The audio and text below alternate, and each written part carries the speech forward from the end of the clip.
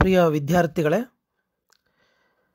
ಕನ್ನಡ ನಾಡಿನಲ್ಲಿ ಈವರೆಗೆ ಅನೇಕ ಸಹಸ್ರ ಸಂಖ್ಯೆಯಲ್ಲಿ ಶಿಲಾ ಮತ್ತು ತಾಮ್ರ ಶಾಸನಗಳು ಪ್ರಕಟವಾಗಿದ್ದಾವೆ.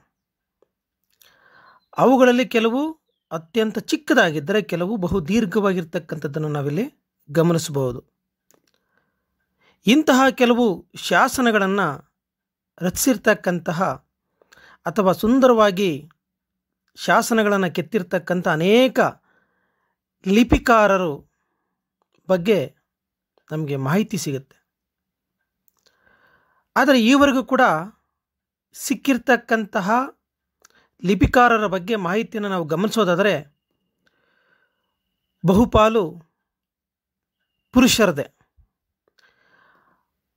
ಸ್ತ್ರೀಯರ ಲಿಪಿಕಾರರ ಬಗ್ಗೆ ನಮಗೆ ಎಲ್ಲಿ ಕೂಡ ಉಲ್ಲೇಖ ಅಂತಕ್ಕಂಥದ್ದು ಸಿಗಲ್ಲ.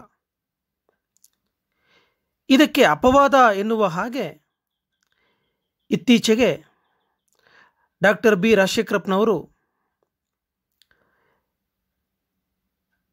ಸ್ತ್ರೀಯಿಂದ ರಚಿಸಲ್ಪಟ್ಟಂತಹ ಒಂದು ಶಾಸನದ ಬಗ್ಗೆ ಉಲ್ಲೇಖವನ್ನು ಮಾಡ್ತಾರೆ. ಹಾಗಾಗಿ ಈ ಶಾಸನ ಕರ್ನಾಟಕದ ಹೆಮ್ಮೆಯನ್ನು ಹೆಚ್ಚು ಮಾಡಿರೋದರಲ್ಲಿ ಸಂದೇಹ ಅಂತಕ್ಕಂಥದ್ದನ್ನು ಇಲ್ಲ. ಸ್ತ್ರೀಯಿಂದ ರಚಿಸಲ್ಪಟ್ಟಂತಹ ಏಕೈಕ ಮಹಿಳಾ ಶಾಸನವಾಗಿರ್ತಕ್ಕಂತಹ ಈ ಶಾಸನ ಅಂತಕ್ಕಂಥದ್ದು ಎಲ್ಲಿ ಸಿಕ್ಕಿದೆ? ಹಾಗಾದರೆ ಈ ಶಾಸನವನ್ನು ರಚಿಸಿರ್ತಕ್ಕಂತಹ ಆ ಮಹಿಳೆ ಯಾರು ಅಂತಕ್ಕಂತಹ ವಿಚಾರಗಳನ್ನು ಇವತ್ತಿನ ತರಗತಿಯಲ್ಲಿ ನಾವು ಚರ್ಚೆ ಮಾಡೋಣ. ಈ ಶಾಸನದ ಬಗ್ಗೆ ಚರ್ಚೆ ಮಾಡೋದಕ್ಕಿಂತ ಮುಂಚೆ ಲೇಖಕರ ಬಗ್ಗೆ ನೋಡೋದಾದರೆ ಡಾಕ್ಟರ್ ಬಿ ರಾಜಶೇಖರಪ್ಪನವರು 1947ರಲ್ಲಿ ಹರಿಹರದ ಕೊಕ್ಕನೂರು ಅಂತಕ್ಕಂಥ ಗ್ರಾಮದಲ್ಲಿ ಜನಿಸಿರ್ತಕ್ಕಂಥವ್ರು. ವೃತ್ತಿಯಲ್ಲಿ ಕನ್ನಡ ಅಧ್ಯಾಪಕರಾಗಿರ್ತಕ್ಕಂತಹ, ಪ್ರವೃತ್ತಿಯಲ್ಲಿ ಸಾಹಿತ್ಯ, ಇತಿಹಾಸ, ಭಾಷೆ, ವಿಜ್ಞಾನ, ಗ್ರಂಥ ಸಂಪಾದನೆ, ಶಾಸನ ಲಿಪಿ, ಹಸ್ತಪ್ರತಿ, ಜಾನಪದ ಹೀಗೆ ಅನೇಕ ಪ್ರಕಾರಗಳಲ್ಲಿ ತಮ್ಮನ್ನು ತೊಡಗಿಸ್ಕೊಂಡಿದ್ದಾರೆ. ಚಿತ್ರದುರ್ಗ ಹಾಗೂ ಅದರ ಸುತ್ತಮುತ್ತ ಸಂಬಂಧಿಸಿರ್ತಕ್ಕಂಥ ಸುಮಾರು 550 ಅಪ್ರಕಟಿತ ಶಾಸನಗಳ ಅನ್ವೇಷಕರು ಕೂಡ ಆಗಿದ್ದಾರೆ. ಚಂದ್ರವಳ್ಳಿಯ ಶಾಸನದ ಭಾಷೆ ಪ್ರಾಕೃತವಲ್ಲ, ಸಂಸ್ಕೃತವೆಂದು ತೋರಿಸಿ ಕದಂಬರ ಮಯೂರವರ್ಮನ ಇತಿಹಾಸವನ್ನು ಇನ್ನೊಂದು ಮಗ್ಗಲಲ್ಲಿ ನೋಡೋದಕ್ಕೆ ಬೆಳಕನ್ನು ಚೆಲ್ಲಿರ್ತಕ್ಕಂಥವರು ಡಾಕ್ಟರ್ ಬಿ ರಾಜಶೇಖರಪ್ಪನವರು. ಪ್ರಾಚೀನ ಚಿತ್ರದುರ್ಗ ಅಂತಕ್ಕಂತಹ ವಿಷಯದ ಮೇಲೆ ಇವರು PhD ಪ್ರಬಂಧವನ್ನು ಮಂಡಿಸಿರ್ತಕ್ಕಂತಹದ್ದು. ಇವರ ಕೃತಿಗಳನ್ನು ನಾವು ನೋಡೋದಾದರೆ ದುರ್ಗ ಶೋಧನ, ಇತಿಹಾಸ ಕಥನ, ನಿರಂತರ, ಚಿತ್ರದುರ್ಗ ಪಾಳೆಗಾರರ ದಾಖಲೆಗಳು, ಮನದೊಳಗಣ ಬೆಳಗು, ಅನ್ವೇಷಣೆ ಹೀಗೆ ಅನೇಕ ಕೃತಿಗಳನ್ನು ಇವರು ಪ್ರಕಟಿಸಿದ್ದಾರೆ. ರಾಷ್ಟ್ರ ಮತ್ತು ರಾಜ್ಯ ಮಟ್ಟದ ಸಮ್ಮೇಳನಗಳಲ್ಲಿ ಸುಮಾರು 200ಕ್ಕೂ ಹೆಚ್ಚು ಪ್ರಬಂಧಗಳನ್ನು ಮಂಡನೆ ಮಾಡಿರ್ತಕ್ಕಂಥವರು. ಇತಿಹಾಸ ಕಥನ ಅಂತಕ್ಕಂಥ ಕೃತಿಗೆ 2001ರಲ್ಲಿ ಕರ್ನಾಟಕ ಸಾಹಿತ್ಯ ಅಕಾಡೆಮಿ ಗೌರವ ಅಂತಕ್ಕಂಥದ್ದು ಇವರಿಗೆ ತಂದುಕೊಟ್ಟಿದೆ. ಹೀಗೆ ತುಂಬ ನೆಲೆಗಳಲ್ಲಿ ಕೆಲಸ ಮಾಡಿರ್ತಕ್ಕಂತಹ ಡಾಕ್ಟರ್ ಬಿ ರಾಜಶೇಖರಪ್ಪನವರು ಅವರಿಂದ ಮೂಡಿ ಬಂದಿರತಕ್ಕಂತಹ ಚರ್ಚಿಸಲ್ಪಟ್ಟಂತಹ ಏಕೈಕ ಮಹಿಳಾ ಶಾಸನ ಅಂತಕ್ಕಂತಹ ಈ ಲೇಖನವನ್ನು ನಾವು ಚರ್ಚೆ ಮಾಡೋದಾದರೆ ಇದರಲ್ಲಿ ಯಾವ ವಿಚಾರಗಳು ಚರ್ಚೆಯಾಗಿದ್ದಾವೆ ಅನ್ನೋದನ್ನು ನೋಡೋದಾದರೆ, ನಾವು ಶಾಸನ ಅಂದ ಕೂಡಲೇ ಕಲ್ಲು, ಬಂಡೆ, ಲೋಹದ ಫಲಕ ಇತ್ಯಾದಿಗಳ ಗಟ್ಟಿ ವಸ್ತುಗಳ ಮೇಲೆ ಕೊರೆದ ಹಿಂದಿನ ಕಾಲದ ಬರಹವನ್ನು ನಾವು ಶಾಸನ ಅಂತ ನಾವು ಕರಿಬಹುದು. ಈ ಶಾಸನ ಎಂಬ ಸಂಸ್ಕೃತ ಪದಕ್ಕೆ ಆಜ್ಞೆ ಅಥವಾ ರಾಜಾಜ್ಞೆ ಅಂತಕ್ಕಂತಹ ಮೂಲಾರ್ಥವಿರ್ತಕ್ಕಂಥದ್ದನ್ನು ನಾವು ಗಮನಿಸ್ತೀವಿ. ಶಾಸ್ ಧಾತುವಿನಿಂದ ಬಂದದ್ದು ಶಾಸನ. ಶಾಸ್ ಎಂದರೆ ಆಜ್ಞಾಪಿಸು ಅಂತಕ್ಕಂತಹ ಅರ್ಥಗಳನ್ನು ನಾವು ಇಲ್ಲಿ ಗಮನಿಸ್ಬೋದು. ಇನ್ಸ್ಕ್ರಿಪ್ಷನ್ ಅಂತೇಳಿ ನಾವು ಇಂಗ್ಲೀಷ್ನಲ್ಲಿ ಕರಿತೀವಿ, ಶಾಸನ ಅಂತೇಳಿ ಕರಿತೀವಿ. ಶಾಸನಗಳು ಸಾಹಿತ್ಯದ ತಲಕಾವೇರಿ ಅಂತೇಳಿ ಚಿದಾನಂದ ಮೂರ್ತಿ ಅವರು ಕರೀತಾರೆ. BL ರೈಸ್ ಮತ್ತು ಫ್ಲಿಟ್ ರವರನ್ನು ಶಾಸನಾಧ್ಯಯನದ ಅಶ್ವಿನಿ ದೇವತೆಗಳು ಅಂತೇಳಿ ನಾವು ಕರಿತೀವಿ. ನಮ್ಮಲ್ಲಿ ಅನೇಕ ಶಾಸನದ ಪ್ರಕಾರಗಳನ್ನು ಗಮನಿಸ್ಬೋದು. ದಾನ ಶಾಸನ, ಪ್ರಶಸ್ತಿ ಶಾಸನ, ವೀರಗಲ್ಲು, ಮಾಸ್ತಿಗಲ್ಲು, ನಿಷಿದಿಗಲ್ಲು, ಯೂಪ ಶಾಸನ, ಕೂಟ ಶಾಸನಗಳು ಅಂತೇಳಿ ನಾವು ಅನೇಕ ಪ್ರಕಾರಗಳಲ್ಲಿ ನಾವು ಇತಿಹಾಸವನ್ನು ಅಧ್ಯಯನ ಮಾಡಬೇಕಾದ್ರೆ ಚರ್ಚೆ ಮಾಡ್ತೀವಿ. ಅದರಲ್ಲಿ ಕನ್ನಡ ನಾಡಿನ ಇತಿಹಾಸದ ಮೇಲೆ, ಸಂಸ್ಕೃತಿಯ ಮೇಲೆ, ಜನಜೀವನದ ಮೇಲೆ ಬೆಳಕು ಚೆಲ್ತಕ್ಕಂತಹ ಕೆಲವು ಪ್ರಸಿದ್ಧ ಶಾಸನಗಳನ್ನು ನಾವು ಗಮನಿಸೋದಾದರೆ ಹಲ್ಮಿಡಿ ಶಾಸನ, ಐಹೊಳೆ ಶಾಸನ, ಕಪ್ಪೆ ಆರ್ಯಭಟನ ಶಾಸನ, ತಮ್ಮಟಗಲ್ಲು ಶಾಸನ, ಅತಕೂರು ಶಾಸನ, ಬಾದಾಮಿ ಶಾಸನ, ಗಂಗಾಧರಂ ಶಾಸನ, ಅನೇಕ ಅಶೋಕನ ಬಂಡೆ ಶಾಸನಗಳು, ಹೀಗೆ ಅನೇಕ ಆ ಶಾಸನಗಳು ನಾವು ಗಮನಿಸಬಹುದು. ಭಾರತದಲ್ಲಿ ತಮಿಳುನಾಡನ್ನು ಬಿಟ್ಟರೆ ಕರ್ನಾಟಕದಲ್ಲಿ ಅತಿ ಹೆಚ್ಚು ಶಾಸನಗಳು ಸಿಕ್ಕಿರ್ತಕ್ಕಂಥದ್ದು. ಸುಮಾರು 20,000ಕ್ಕೂ ಹೆಚ್ಚು ಶಾಸನಗಳು ಸಿಕ್ಕಿದವೆ ಅಂತೇಳಿ ಇತಿಹಾಸಕಾರರು ಹೇಳ್ತಾರೆ. ಹಾಗಾದರೆ ಡಾಕ್ಟರ್ ಬಿ ರಾಜಶೇಖರಪ್ಪನವರು ಹೇಳ್ತಕ್ಕಂತಹ ಏಕೈಕ ಮಹಿಳಾ ಶಾಸನ ಹಾಗಾದರೆ ಸಿಕ್ಕಿರೋದು ಎಲ್ಲಿ, ಅದರ ವಿವರಗಳೇನು ಅನ್ನೋದನ್ನು ನೋಡೋದಾದರೆ, ಚಿತ್ರದುರ್ಗಕ್ಕೆ ನೈಋತ್ಯ ದಿಕ್ಕಿನ ಕಡೆ ಸುಮಾರು 12 ಕಿಲೋಮೀಟರ್ ದೂರದಲ್ಲಿರ್ತಕ್ಕಂತಹ ಪಂಡ್ರಳ್ಳಿ ಅಂತಕ್ಕಂತಹ ಒಂದು ಗ್ರಾಮ ಇದೆ. ಆ ಪಂಡ್ರಳ್ಳಿ ಅಂತಕ್ಕಂತಹ ಗ್ರಾಮದಲ್ಲಿ ರಂಗನಾಥ ಸ್ವಾಮಿ ಬೆಟ್ಟ ಅಥವಾ ಪಾಂಡುರಂಗನ ಬೆಟ್ಟ ಅಂತೇಳಿ ಕರಿತೀವಿ. ಆ ಬೆಟ್ಟದಲ್ಲಿ ಈ ಏಕೈಕ ಮಹಿಳಾ ಶಾಸನ ಅಂತಕ್ಕಂಥದ್ದು ಸಿಕ್ಕಿರ್ತಕ್ಕಂಥದ್ದು.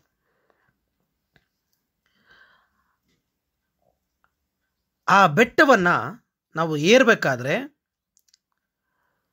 ಬಂಡೆಗಳ ಇಕ್ಕಟ್ಟಿನ ಏರುದಾರಿಯ ಮಧ್ಯೆ ಬಲಕ್ಕೆ ಒಂದು ಗುಹಾಲಯ ಅಂತಕ್ಕಂಥದ್ದು ಸಿಗುತ್ತೆ, ಒಂದು ದೇವಾಲಯ ಸಿಗುತ್ತೆ. ಅದಕ್ಕೆ ಪಶ್ಚಿಮಾಭಿಮುಖಕ್ಕೆ ಭೀಮೇಶ್ವರ ಅಂತಕ್ಕಂತಹ ಒಂದು ಅಂಡಾಕೃತಿಯ ಒಂದು ಬೃಹತ್ ಲಿಂಗ ಅಂತಕ್ಕಂಥದ್ದು ಕಾಣುತ್ತೆ. ಭೀಮೇಶ್ವರ ಅಂತಕ್ಕಂತಹ ಅಂಡಾಕೃತಿಯ ಒಂದು ಬೃಹತ್ ಲಿಂಗ ಅಂತಕ್ಕಂಥದ್ದಲ್ಲಿ ಕಾಣಿಸುತ್ತೆ. ಆ ಏನು ಗುಹಾಲಯ ಇದೆಯೋ, ಆ ದೇವಾಲಯ ಇದೆಯೋ, ಅದರ ಬಲಗಡೆಯಲ್ಲಿ ದೊಡ್ಡದಾಗಿರ್ತಕ್ಕಂತಹ ಇಳಿಜಾರಾಗಿರ್ತಕ್ಕಂತಹ ಬಂಡೆಯ ಮೇಲೆ ದೊಡ್ಡ ಗಾತ್ರದ ಆಳಕೆತ್ತನೆಯ ಅತ್ಯಂತಹ ಗುಂಡಗಿನ ಸುಂದರ ಅಕ್ಷರಗಳ 6 ಪಂಕ್ತಿಗಳಲ್ಲಿ ಈ ಶಾಸನ ಅಂತಕ್ಕಂಥದ್ದನ್ನು ರಚಿರ್ತಕ್ಕಂಥದ್ದನ್ನು ಕೆತ್ತಿರ್ತಕ್ಕಂಥದ್ದನ್ನು ನಾವಲ್ಲಿ ಗಮನಿಸ್ಬೋದು. ಇವತ್ತಿಗೂ ಕೂಡ ಶಾಸನ ಅಂತಕ್ಕಂಥದ್ದು ಸುಸ್ಥಿತಿಯಲ್ಲಿ ಇರ್ತಕ್ಕಂಥದ್ದನ್ನು ನಾವಲ್ಲಿ ಗಮನಿಸ್ತೀವಿ.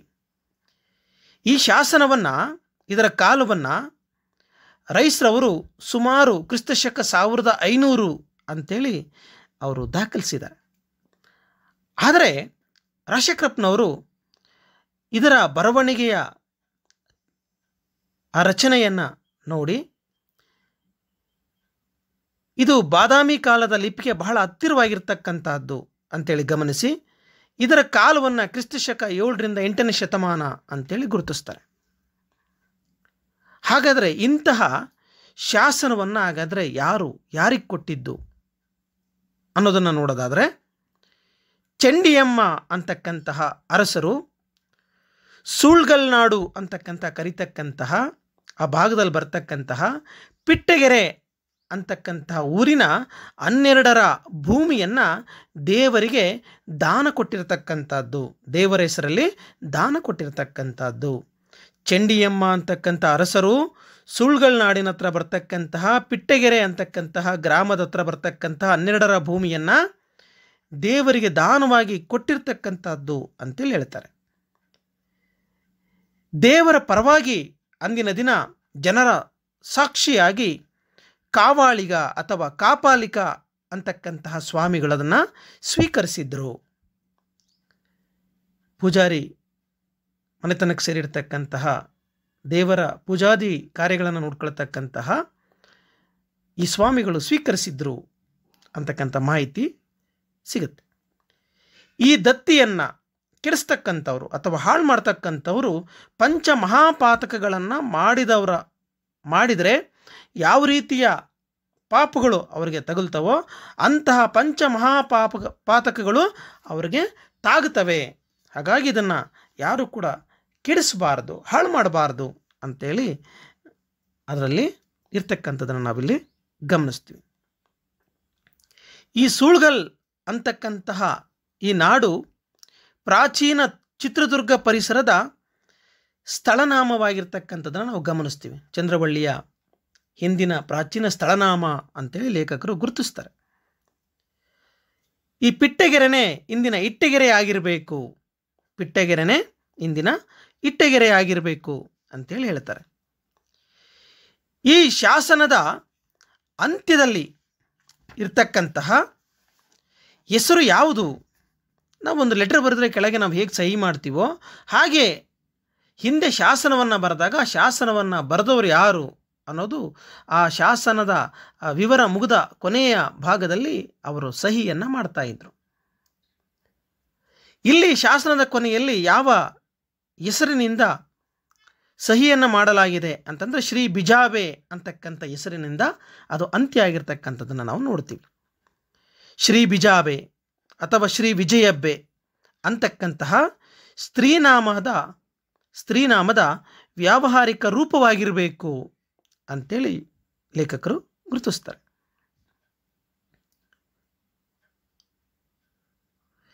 ಹೀಗೆ 1300 ಕಾಲಘಟ್ಟದಲ್ಲಿ ಒಬ್ಬ ಹೆಣ್ಣುಮಗಳು ಒಂದು ವ್ಯಾವಹಾರಿಕ ಜ್ಞಾನವನ್ನು, ಒಂದು ಭಾಷಾ ಜ್ಞಾನವನ್ನು ಪಡ್ಕೊಂಡಿರ್ತಕ್ಕಂಥದ್ದು ಈ ಶಾಸನದಿಂದ ತಿಳಿದು ಬರುತ್ತೆ. ಇದು ಕೇವಲ ಚಿತ್ರದುರ್ಗ ಜಿಲ್ಲೆಗಷ್ಟೇ ಹೆಮ್ಮೆಯಲ್ಲ, ಇದು ಕರ್ನಾಟಕ ರಾಜ್ಯಕ್ಕೆ ಒಂದು ಮುಕುಟಪ್ರಾಯವಾಗಿರ್ತಕ್ಕಂತಹ ಒಂದು ಖುಷಿಯ ವಿಚಾರ.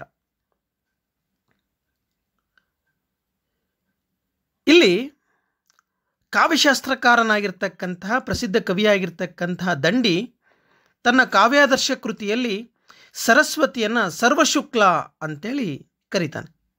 ಹಾಗಂದರೆ ಪೂರ್ತಿ ಬೆಳ್ಳಗಿರುವವಳು ಅಂತಕ್ಕಂತಹ ಅರ್ಥ. ಆದರೆ ಇದು ವರ್ಣದಲ್ಲಿ ಕಪ್ಪಾಗಿರ್ತಕ್ಕಂತಹ ಲೇಖಕಿಗೆ ಸಿಟ್ಟನ್ನು, ಕವಿಯತ್ರಿಗೆ ಸಿಟ್ಟನ್ನು ತರಿಸುತ್ತೆ. ಆಗ ಆ ಹೆಣ್ಮಗಳು ಸಂಸ್ಕೃತದ ಕೌಮುದಿ ಮಹೋತ್ಸವ ಅಂತಕ್ಕಂತಹ ಕೃತಿಯಲ್ಲಿ ನೀಲೋತ್ಪಲದಲ ಶ್ಯಾಮಂ ವಿಜ್ಜಿಕಾಂ ಮಾವಜಾನತ ಋತೈವಂ ದಂಡಿನ ಪ್ರೋಕ್ತಂ ಸರ್ವಶುಕ್ಲ ಸರಸ್ವತಿ ಅಂತೇಳಿ ಅವಳು ಕರೀತಾಳೆ. ಅಂದರೆ ಕನ್ನೈದಿಲಿಯ ದಳದಂತೆ ಮಬ್ಬು ಅಥವಾ ಕಪ್ಪು ಬಣ್ಣದವಳು ಯಾರು ಅಂದರೆ ವಿಜ್ಜಿಕೆ. ನನ್ನನ್ನು ನೋಡಿದರೆ ದಂಡಿ ಸರಸ್ವತಿ ಬೆಳ್ಳಗಿದಳೆ ಅಂತೇಳಿ ಬರಿತಾ ಇರಲಿಲ್ಲ, ಕಪ್ಪುಗೂ ಇರಬಹುದು ಅಂತೇಳಿ ಬರಿತಾ ಇದ್ನೋ ಏನೋ ಅಂಥೇಳಿ ತನ್ನ ಸಿಟ್ಟನ್ನು ಅವಳಲ್ಲಿ ತೋರಿಸ್ಕೊತಕ್ಕಂಥದ್ದು. ಈ ವಿಜ್ಜಿಕಾನೆ ಯಾರು ಅಂತಂದರೆ ಇಮ್ಮಡಿ ಪುಲಿಕೇಶಿಯ ಸೊಸೆ, ಇಮ್ಮಡಿ ಪುಲಿಕೇಶಿಯ ಮಗನಾಗಿರ್ತಕ್ಕಂತಹ ಚಂದ್ರಾದಿತ್ಯನ ಪ್ರಿಯ ಮಹಿಷಿ ವಿಜಯ ಮಹಾದೇವಿ ಅಂತೇಳಿ ಲೇಖಕರು ಚರ್ಚಿಸ್ತಾರೆ. ಇಮ್ಮಡಿ ಪುಲಿಕೇಶಿಯ ಸೊಸೆ, ಅವನ ಮಗನಾಗಿರ್ತಕ್ಕಂತಹ ಚಂದ್ರಾದಿತ್ಯನ ಪ್ರಿಯ ಮಹಿಷಿ ಎನಿಸಿರ್ತಕ್ಕಂತಹ ವಿಜಯ ಮಹಾದೇವಿಯೇ ಇರಬೇಕು ವಿಜ್ಜಿಕಾ ಅಂತಕ್ಕಂಥವಳು ಅಂತೇಳಿ ಚರ್ಚಿಸ್ತಾರೆ. ಆಕೆ ಕಪ್ಪಗಿದ್ದದ್ದೂ ಅಲ್ಲದೆ ದೇವದಾಸಿಯರ ಕುಟುಂಬದಲ್ಲಿ ಬೇರೆ ಜನಿಸಿರ್ತಕ್ಕಂಥವಳು. ಅಂಥವಳನ್ನು ದೊರೆ ತನ್ನ ಸೊಸೆಯಾಗಿ, ದೊರೆಯ ಮಗ ತನ್ನ ಪತ್ನಿಯಾಗಿ, ಪಟ್ಟಮಹಿಷಿ ಅಲ್ಲದಿದ್ದರು, ಮುಖ್ಯ ರಾಣಿಯಾಗಿ ಸ್ವೀಕರಿಸದೇ ಇದ್ದರೂ ಕೂಡ ನೆಚ್ಚಿನ ರಾಣಿಯಾಗಿದ್ಲು, ಪ್ರಿಯ ಮಹಿಷಿಯಾಗಿದ್ಲು. ಇದಕ್ಕೆ ಕಾರಣ ಏನು ಅಂತಂದರೆ ಅವಳ ಅಸಾಧಾರಣ ಬುದ್ಧಿ, ಪ್ರತಿಭೆ, ಅವಳ ಅಖಂಡ ಆತ್ಮಾಭಿಮಾನಗಳೇ ಅವಳಿಗೆ ಈ ಗೌರವವನ್ನು ಅವತ್ತಿನ ಕಾಲದಲ್ಲಿ ತಂದುಕೊಟ್ಟಿದ್ದು. ಹಾಗಾದರೆ ಪ್ರಸ್ತುತ ಈ ಶಾಸನದಲ್ಲಿ ಬರ್ತಕ್ಕಂತಹ ಶ್ರೀ ಬಿಜಾಬೆ ಅಥವಾ ಶ್ರೀ ವಿಜಯಬ್ಬೆ ಅಥವಾ ವಿಜಯ ಮಹಾದೇವಿ ಅಂತಕ್ಕಂಥ ಕರಿತಕ್ಕಂತಹ ಈ ಸ್ತ್ರೀನಾಮ ಏನಿದೆ, ಈ ಹೆಸರೇನಿದೆ, ಹಾಗಾದರೆ ಇವಳಿಗೂ ಈ ಚಿತ್ರದುರ್ಗದ ಈ ಶಾಸನಕ್ಕೂ ಈ ಭಾಗಕ್ಕೂ ಏನು ಸಂಬಂಧ ಅಂತಕ್ಕಂಥ ಅನೇಕ ಪ್ರಶ್ನೆಗಳನ್ನು ನಮ್ಮ ಮುಂದೆ ಇದು ಹುಟ್ಟಾಕುತ್ತೆ. ಹಾಗಾಗಿ ಈ ಲೇಖನದಲ್ಲಿ ಇದು ಯಾವ ಭಾಗದಲ್ಲಿ ಈ ಶಾಸನ ಅಂತಕ್ಕಂಥದ್ದು ದೊರೆತಿದೆ, ಆ ಶಾಸನದ ವಿವರಗಳೇನು, ಆ ಶಾಸನವನ್ನು ರಚಿಸಿರ್ತಕ್ಕಂತಹ ರಚನಾಕಾರರ ಬಗ್ಗೆ ಮಾಹಿತಿಯನ್ನು ಕುರಿತು ಏನು ಮಾಡ್ತಾರೆ, ಪ್ರಶ್ನೆಯನ್ನು ಕೇಳ್ತಕ್ಕಂಥ ಸಾಧ್ಯತೆ ಇರುತ್ತೆ. ಹಾಗಾಗಿ ಕನ್ನಡ ನಾಡಿನ ಏಕೈಕ ಮಹಿಳಾ ಶಾಸನ ಅಂತೇಳಿ ನಾವು ಇದನ್ನು ಕರಿಬೋದು. ಇದುವರೆಗೂ ಕೂಡ ಇಲ್ಲೂ ಕೂಡ ಮಹಿಳಾ ಶಾಸನವನ್ನು ನಾವು ನೋಡೋದಕ್ಕೆ ಸಾಧ್ಯನೇ ಇಲ್ಲ. ಹಾಗಾಗಿ ಈ ಮಹಿಳಾ ಶಾಸನ ಅಂತಕ್ಕಂಥದ್ದು ಅನೇಕ ಮುಂದಿನ ಸಂಶೋಧನೆಗಳಿಗೆ ದಾರಿ ಮಾಡಿಕೊಟ್ಟಿದೆ ಅನ್ನೋದರಲ್ಲಿ ಎರಡು ಮಾತಿಲ್ಲ. ಹಾಗಾಗಿ ವಿದ್ಯಾರ್ಥಿಗಳು ಬಹಳ ಸರಳವಾಗಿರ್ತಕ್ಕಂತಹ ಈ ಪಠ್ಯವನ್ನು ಹೀಗೆ ನೀವು ವಿವರವಾಗಿ ಓದ್ಕೊಳ್ಳಿ ಅಂತ ಹೇಳ್ತಾ, ಮುಂದಿನ ತರಗತಿಯಲ್ಲಿ ಇನ್ನೊಂದು ವಿಚಾರವನ್ನು ಕುರಿತು ನಾವು ಚರ್ಚೆ ಮಾಡೋಣ. ನಮಸ್ಕಾರ.